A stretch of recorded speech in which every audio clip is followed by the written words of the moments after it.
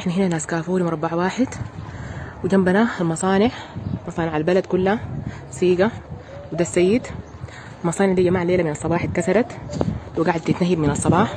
الناس دي الدقيق، السكر، الكيك، كله قاعدين يشيلوا، حتى الكراسي قط الموظفين شالوها ما خلوا شيء. وحس كمان في ناس سايقين عربات ناس سيقة الثلاجات.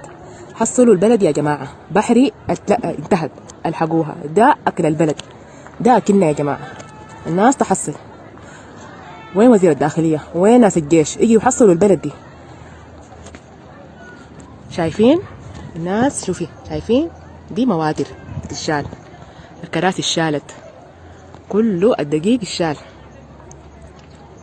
السكر، المواتير، العدادات، البطاريات، كله بالليل بيتنهب. حصلوا بحري.